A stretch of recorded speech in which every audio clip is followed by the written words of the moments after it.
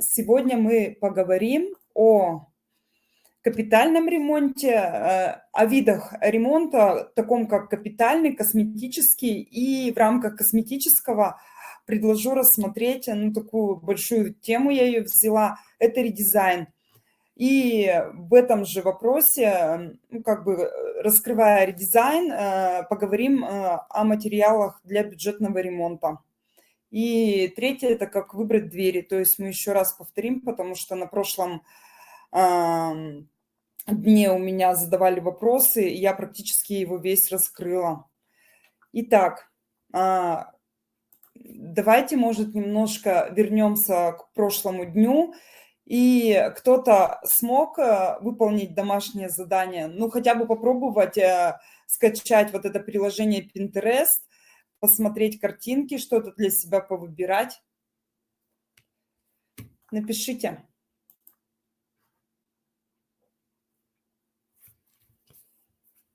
Так, здесь, видимо, бывалые. Только сегодня. А что по поводу программ планировщиков? Да, там качество картинок очень хорошее. И, ну, они действительно, там вот именно интерьерные. Класс.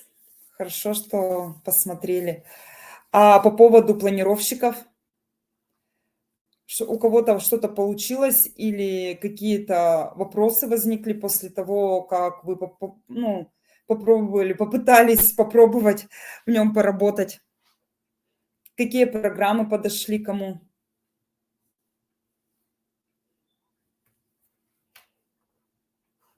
На своем примере могу сказать, руки чешутся уже, так как квартиру в субботу приняла.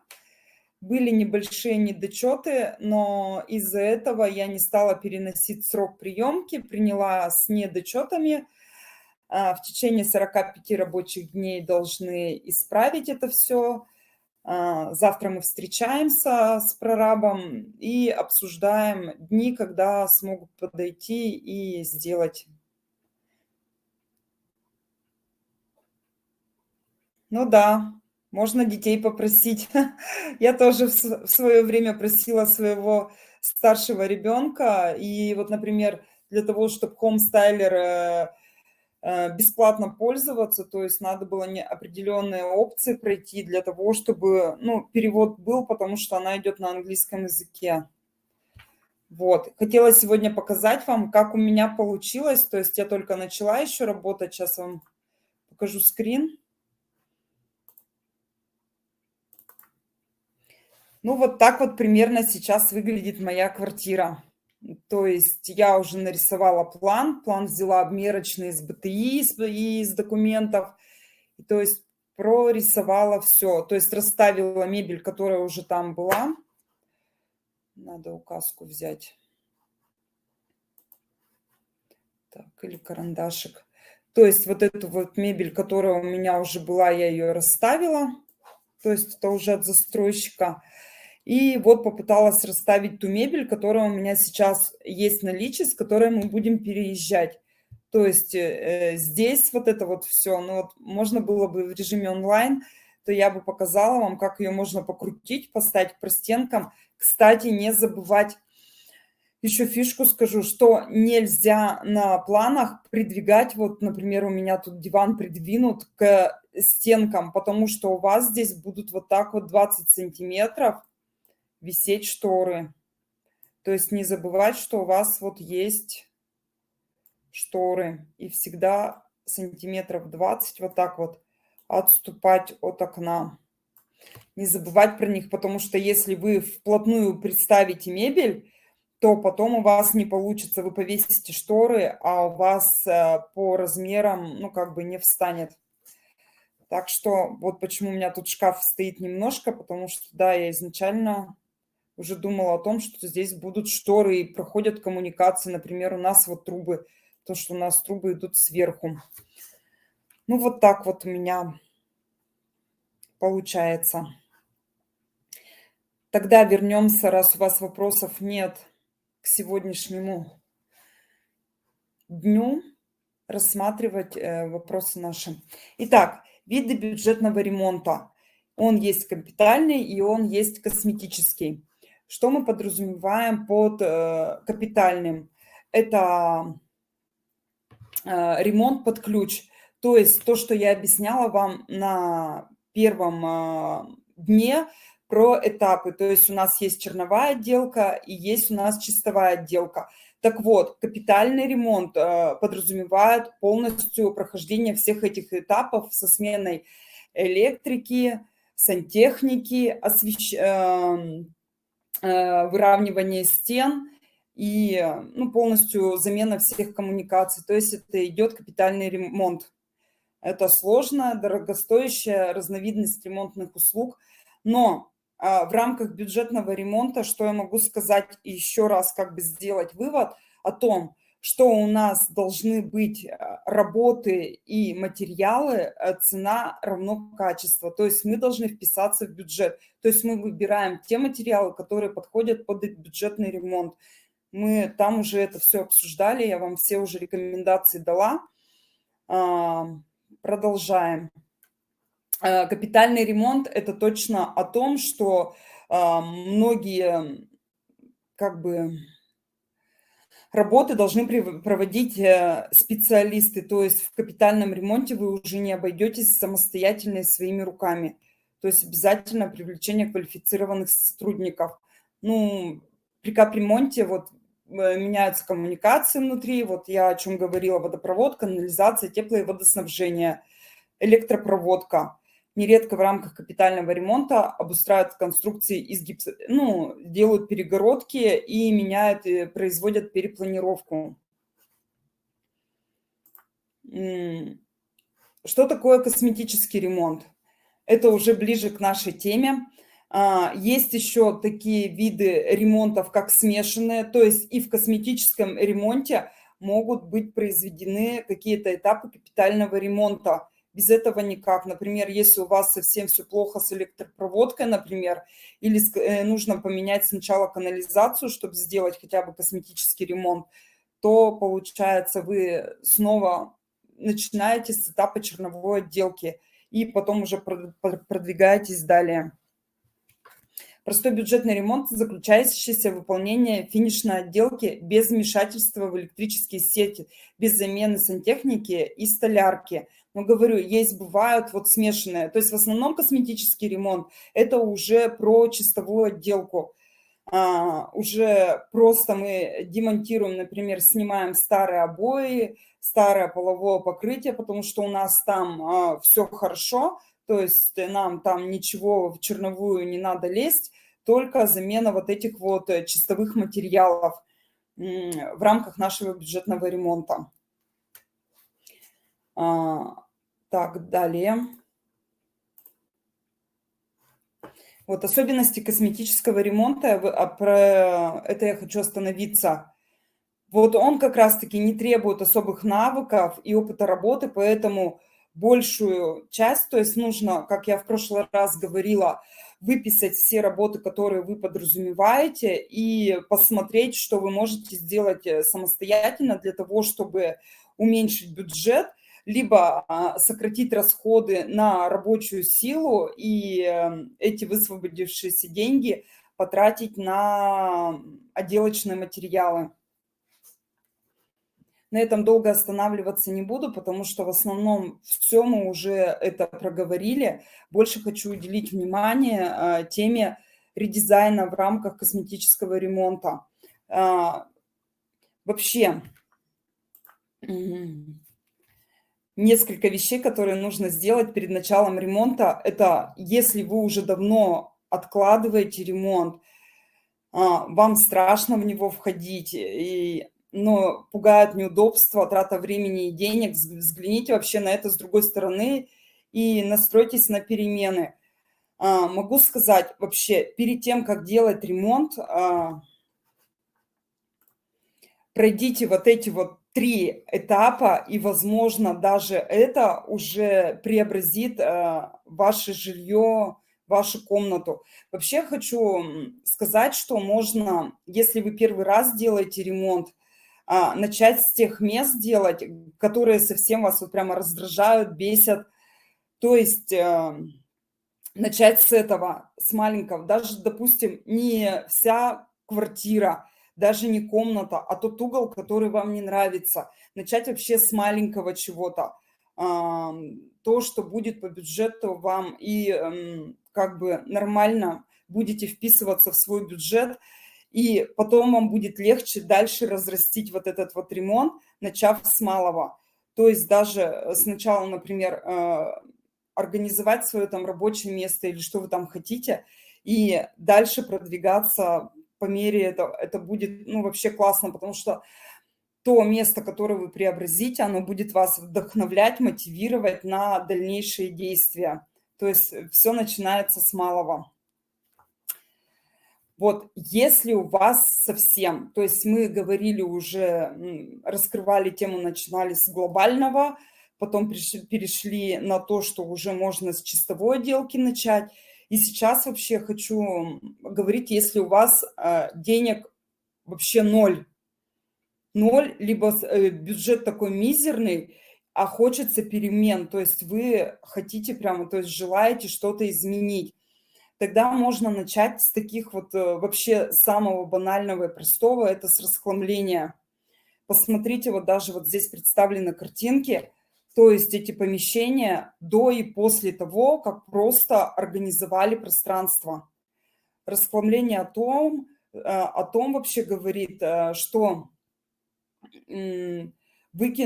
посмотреть, пересмотреть свои вещи, убрать из дома все неактуальное, чем вы не пользуетесь, то, что еще в пригодном состоянии и может радовать других людей, можно раздать, можно отдать, можно выставить на Авито, а продав на Авито, у вас появятся деньги для закупа, например, самого бюджетного, и что сейчас очень, ну, как бы просто обновит ваш интерьер, это банку краски там и валик с кисточкой, все.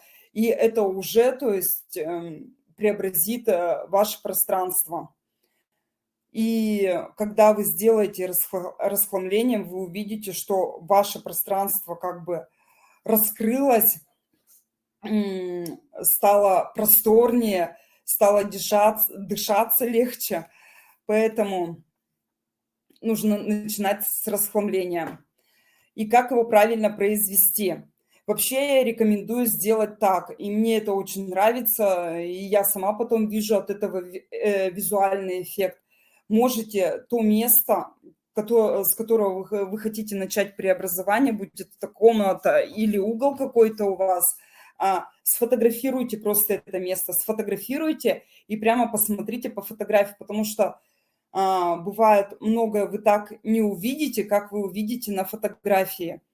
И у вас прямо видно будет, то есть вы сделаете фото до, а потом сделаете фотографию после. Вот смотрите, даже вот здесь показано на фотографии, как бы до и когда просто привели все в порядок, то есть расставили, убрали лишнее, прибрали. Убрали вот этот вот весь визуальный. Вообще, еще самое классное, это вот убирать визуальный шум. Визуальный шум, сейчас я покажу пример приведу, что я имею в виду. Вообще, кто-нибудь знает, что такое визуальный шум? Как он выглядит? И в чем он выражается и отражается? Так, куда она убежала? Вот. Так, это не та фотография. Ладно. Вот тут вот покажу. Вот это возьмем. Вот, например, фото квартиры до. Визуальным шумом здесь что является? Принт на обоях очень большой. То есть на маленьком это, я так понимаю, кухня. Кухня. Здесь принт на обоях. Принт, не сочетающийся с обоями на подушках. Другого цвета плед. Некрасиво. Какие-то лишние вещи на столе. Что-то там вот... что-то вот видно за шторкой. Вот сейчас отмечу. И посмотрите, как это совсем по-другому смотрится. И всего-то были перекрашены обои, повешены постеры, взяты, как бы перетянут диван, либо на него сделана сверху накидка и сделаны в тон подушки, перекрашен стол. И смотрите, совершенно другой вид у комнаты стал. То есть комната преобразилась, стала намного светлее, визуально кажется больше, пространство стало какое-то такое воздушное, легкое. И по освещению, смотрите, здесь какая темная. То есть очень много еще играет у нас роль освещения. Здесь, видимо, заменили свет, потому что стало светлое помещение, но оно и стало светлое, потому что как бы покрашено в светлые оттенки, то есть и очень много белого как бы здесь. Поэтому вот так, без особых вложений, то есть по факту здесь затрачено вообще очень бюджетно. Постеры можно распечатать в этом же Пинтересте взять. То есть взять картинки, которые вам нравятся, составить из них коллаж вот такой вот из картин. То есть сейчас в интернете очень много есть информации, как правильно располагать, например, картины, постеры, чтобы у вас визуально было красиво, гармонично смотрелось на стене. Что еще нужно сделать в рамках расхламления? Это убрать заводские этикетки. Это особенно касается кухонь и санузлов. То есть многие по лет 10-20, не знаю, зачем они им нужны, но они нужны. Вот скажите, у кого еще дома есть наклейки на унитазе все еще от производителя, какие-то наклейки на стиральных машинах, много очень всяких магнитиков на холодильнике, которые тоже создают визуальный шум. И это вот я еще раз обращаюсь, вот что, ну, как бы вспоминаю, что создает визуальный шум. А этикетки, они тоже создают вот это вот цветные, как бы дешево куда-то уносят, и непонятная получается какая-то от них, от этих этикеток, не знаю, что хотят хозяева этого жилья нам сказать этими этикетками. Так, вы со мной общаетесь, я там не смотрю. Самое сложное – это расхламление, не хочется найти. Ну да. Заезжали в квартиру, и там были наклейки на холодильнике. Сняла феном. Да, все, что этикетки, желательно их убрать, и у вас совсем по-другому будет смотреться. Магнитики, да, традиция. Ну, если, например, магнитики вам очень-очень нужны, то есть сейчас есть также на просторах можно интернета найти, как их сгруппировать, как их коллекционировать. Это же тоже магнитики, это то же самое, что коллекционирование. То есть надо придать этому хобби, например, ну, если оно у вас есть, собирать эти магнитики, ну, какое-то обрамление и сделать это красиво. Либо, если они вам дороги, то есть взять какую-то коробочку, оформить ее, сложить и, ну, как бы обращаться потом к этой коробочке, доставать, ну, воспоминания. Вообще, когда начинает расхламление, можно задать себе вопрос, зачем мне эта вещь сейчас, нужна ли мне эта вещь? И если на этот вопрос вы ответите, что не нужна, не задумываясь, значит, ее точно надо убирать из вашего дома. Но перед тем, как убирать, надо не забывать, что очень много вещей есть, которые можно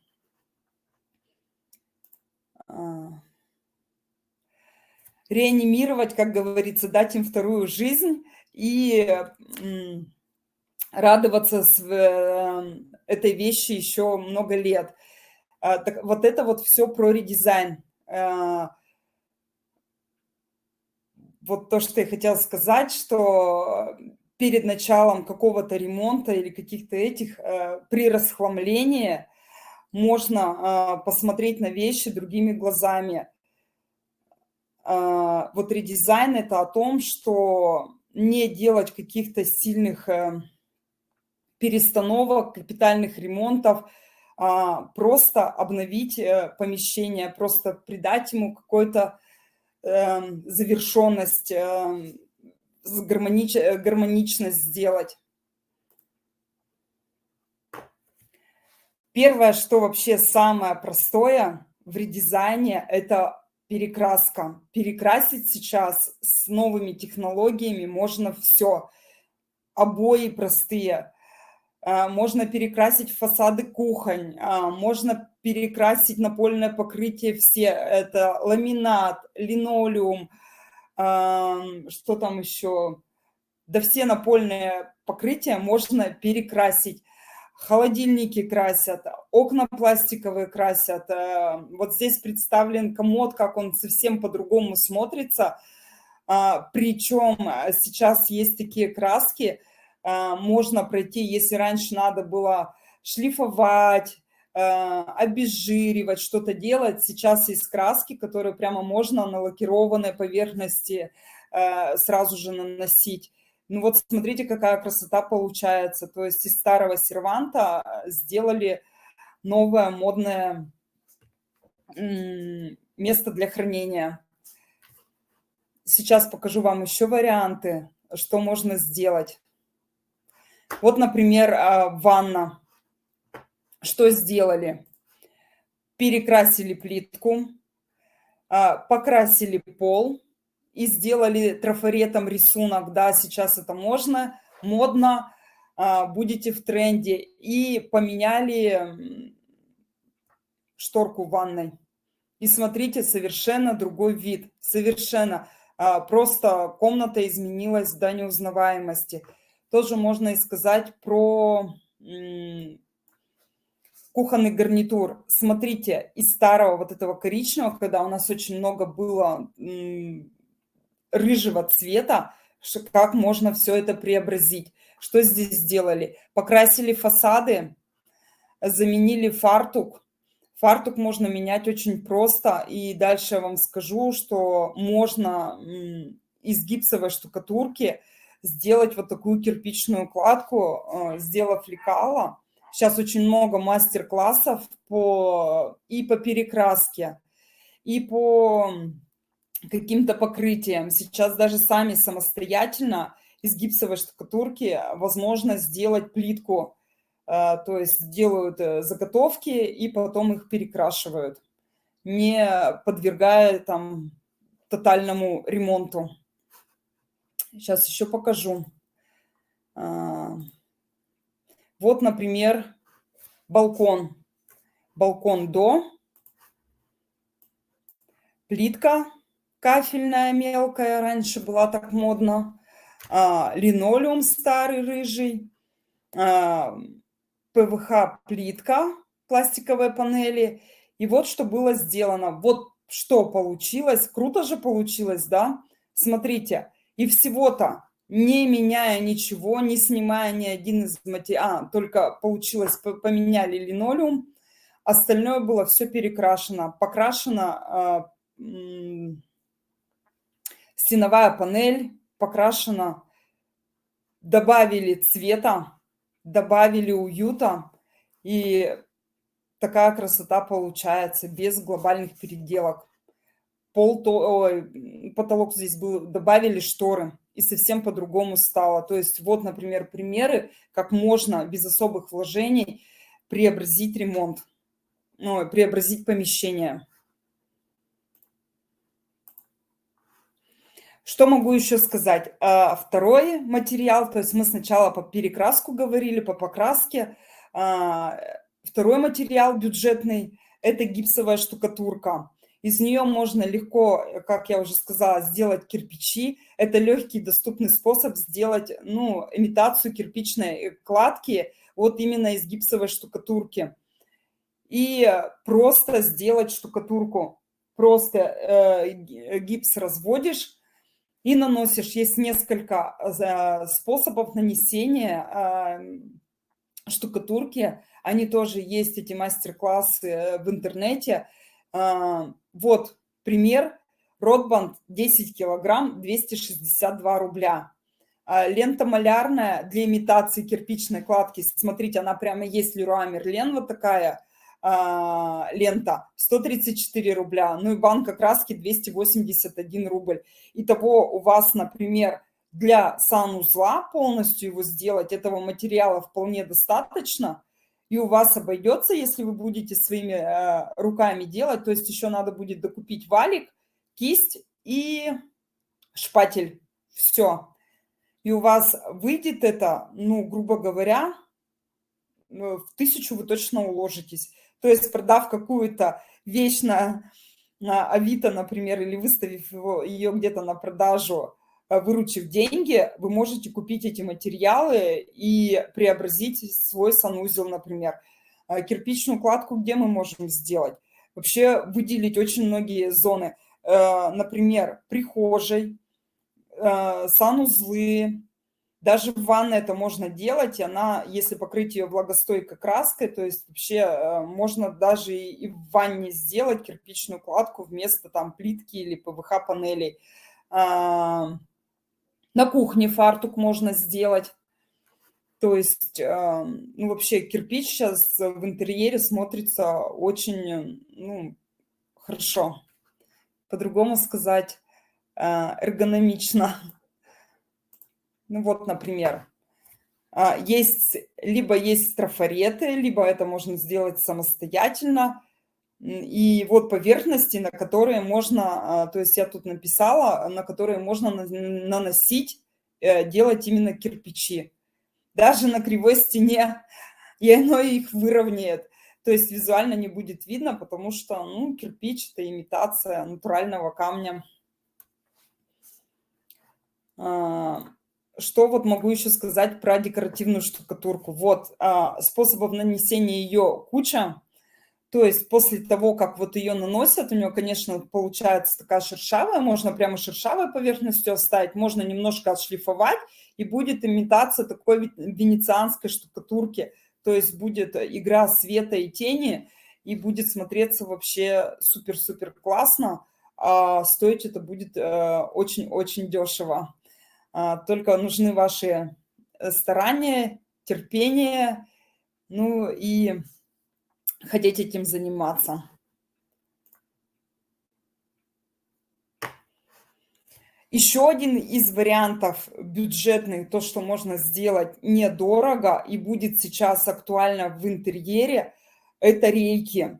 Рейками мы можем и зонирование делать, и выделять какие-то зоны, например, зону приема пищи, например, или зону в спальне. Вот я здесь выделила как раз-таки рейками обыгранные места получается, зона прихожей, например, где вешалки у нас, да, очень классно будет смотреться, над кроватью, выделить какую-то рабочую зону. То есть рейки сейчас очень актуальны. Их можно оставлять как натуральным, а сейчас еще модно их выкрашивать в цвет основной. То есть, ну, закрашивать, они передают фактуру такую классную и не будут сильно выделяться, но смотреться будут супер.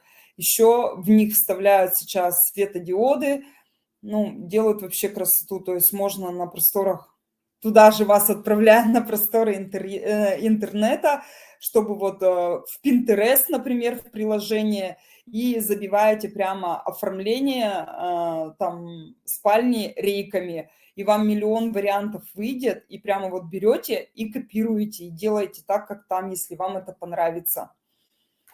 То есть про рейки я вам тоже сказала.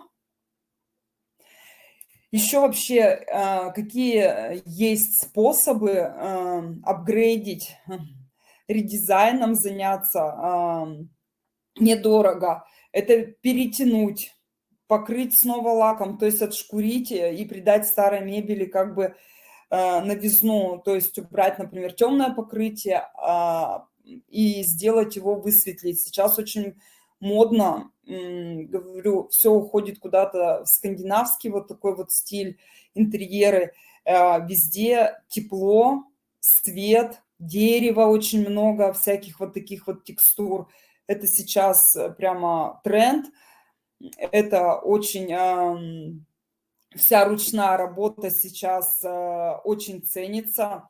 Вы даже картины можете создавать. Купив гипсовую штукатурку, вы можете заделать всю квартиру, вплоть до создания классных дизайнерских картин. Сейчас это вообще супер смотрится. То есть, если посмотрите и найдете, то из этого материала делаются... Вот мы скоро тоже будем пробовать делать картины. Будет мастер-класс у нас, наверное, мы проведем использование вот гипса, по-моему, гипсовая штукатурка или какой-то вот такой же материал для создания интерьерной картины. Так что рекомендую. И еще очень сейчас многие затягивают даже, например, кафельную плитку пленкой. То есть покупают сейчас пленки, есть классные широкоформатные такие пленки. Вот как раньше была в рулончике, мы там делали что-то, даже я помню и сами столешницы на столах вот закатывали, только они сейчас есть разного размера, то есть подбираете свой, и там технология очень простая оказалась. Сейчас могу рассказать, потому что как-то сегодня у меня все быстро. Надо, наверное, немножко тему подразвернуть. Оказывается, для того, чтобы пленка хорошо легла на поверхности, ее сначала намыливают, эту поверхность, и пленка по ней хорошо, по этой поверхности хорошо скользит, то есть ее можно выровнять, а потом вот эта мыльная основа высыхает, и сцепление получается пленки с поверхностью вообще суперстойкое. То есть можно рассмотреть и эти варианты, то есть перетянуть пленку, что-то сделать под пленку, и смотрится это вообще эффект визуальный классный. Хотела вам просто показать, еще я много фотографий скачала. Сейчас получится у меня или нет, я посмотрю. Ну вот это я вам уже показывала. Хотела просто поближе картинки показать. Да, вот, наверное, это. Да, вот это кухня, например, я вам там показывала. Покрасить можно все. То есть еще один как из примеров. Вот кухня, и вот она после. То есть покрасили фасады. Еще раз, плохо получается.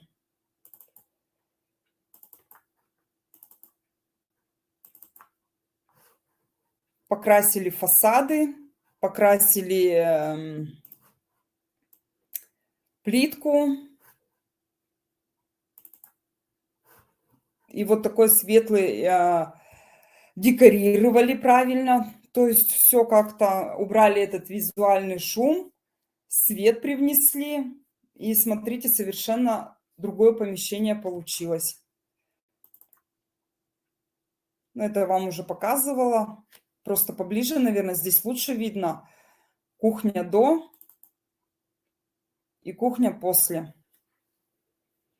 Можно добавить, например, раскладочки вот эти вот. То есть делают раскладки вот эти вот по шкафчикам. Меняют фурнитуру. Меняют, вот здесь поменяли фартук. И совершенно по-другому все смотрится.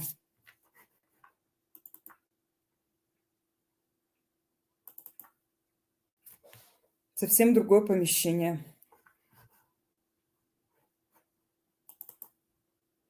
Если есть вопросы, вы мне задавайте, потому что мне как вопрос-ответ легче разговаривать. О чем вам еще хочется услышать, что бы вы хотели обсудить? Может, что-то раскрыть побольше? потому что я сейчас уже буду переходить на межкомнатные двери.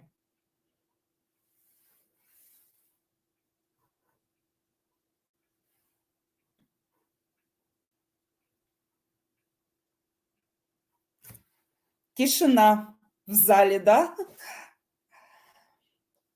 Ну, давайте я тогда резюмирую о том, что я говорила. Что вообще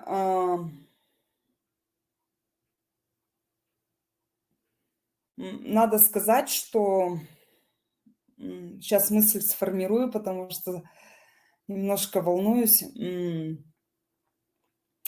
Для того, чтобы создать в доме уют, не обязательно иметь деньги. То есть бывает, вот придешь, думаешь, ну, у людей есть деньги, значит, у них дома вообще все супер классно, а приходишь дома, потолок весь пестрит, в квартире вот вроде все дорогое, но все не сочетается между собой. Куплена очень дорогая плитка, но она некрасивая. Куплен, например, там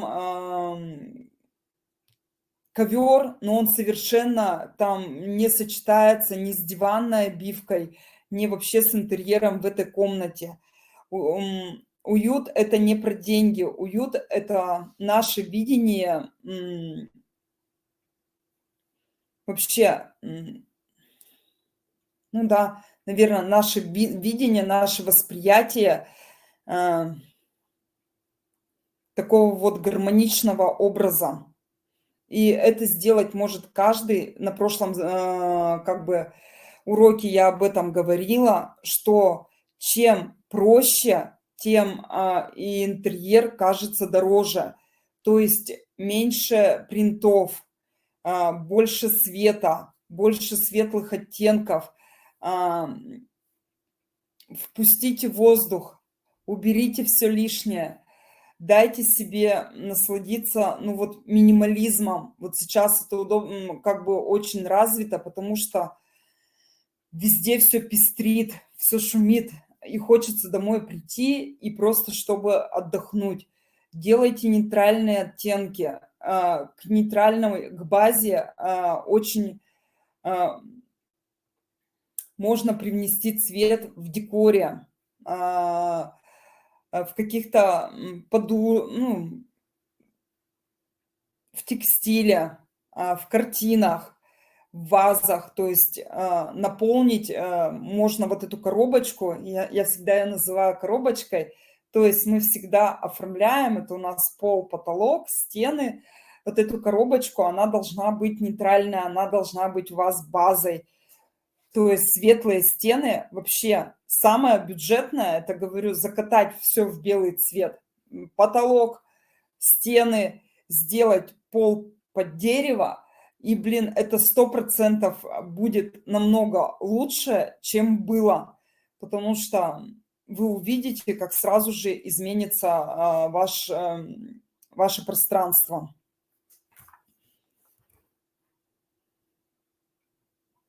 Переходим тогда к межкомнатным дверям.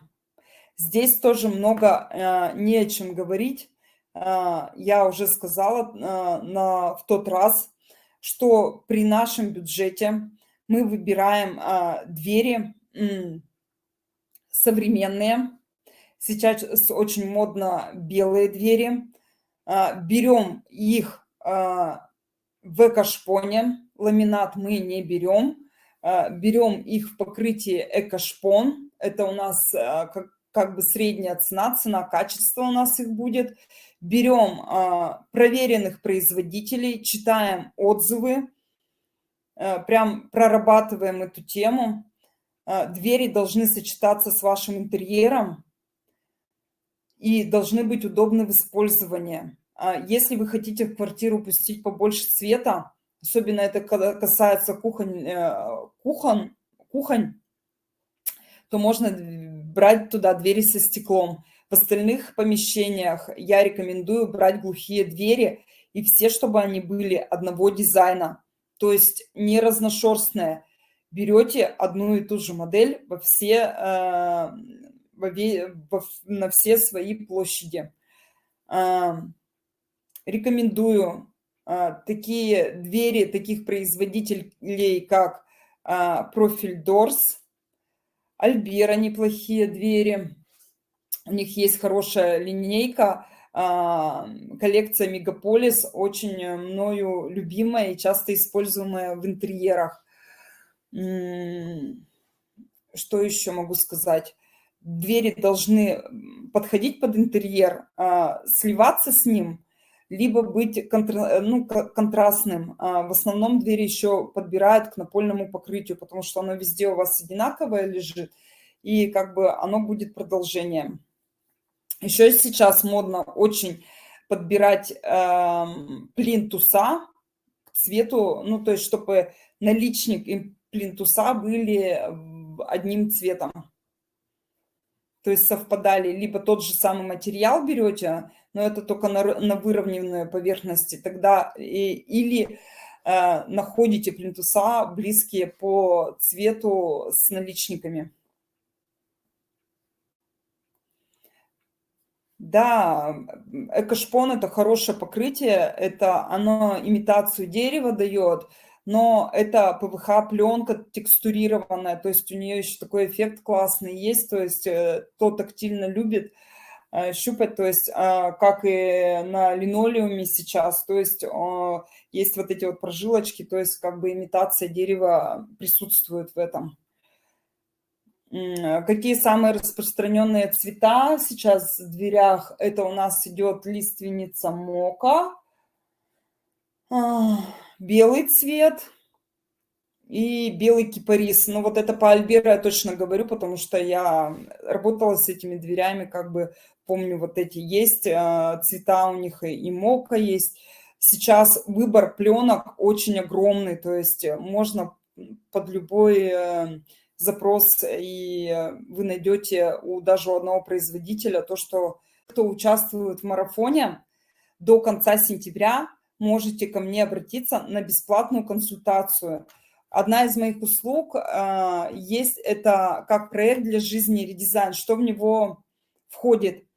Это по фотографии, например, если мы удаленно, вы присылаете мне фото и видео, я делаю аудит, то есть что можно привнести, если вы своим взглядом не видите. То есть мы можем разобрать все то, что тянет вниз, например, чтобы можно было изменить у вас в вашем помещении. Разработка концепции, такой, ну, идеи, которая будет соответствовать ожиданиям клиента.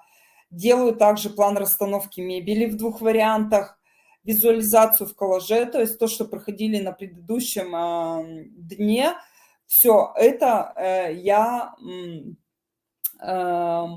предлагаю, это моя услуга. То есть как отдельными можете заказать, так и целым проектом для жизни. То есть либо каждый этап отдельно, например, у вас стала визуализацию, вы не можете сделать, то есть затык произошел в этом, то есть обращайтесь ко мне в личку, и мы с вами разбираем этот вопрос. И могу сделать наполнение, то есть сметы с активными ссылками на все необходимые материалы и декор.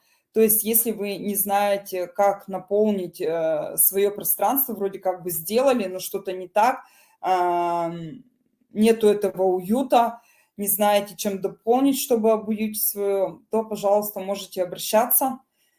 Эта услуга у меня тоже есть. Что вы после этого получите? То есть вот это все я предлагаю, и что в результате получите? Функциональное эргономичное пространство, подходящее именно вашим запросам.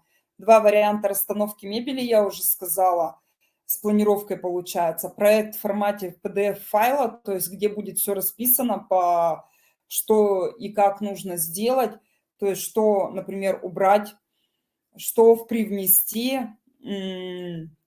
как улучшить это пространство.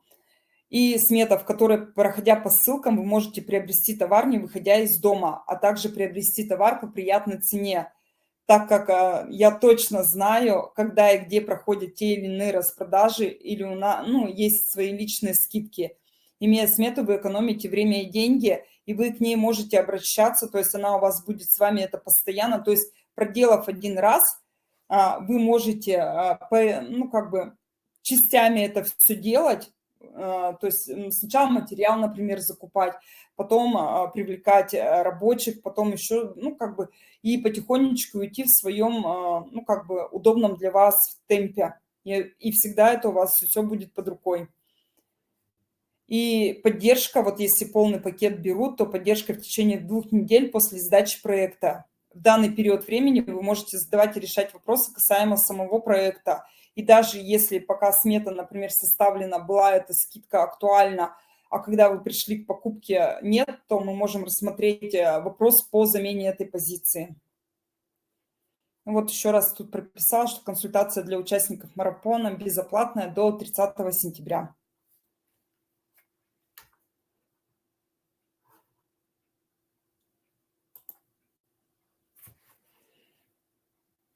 Спасибо всем.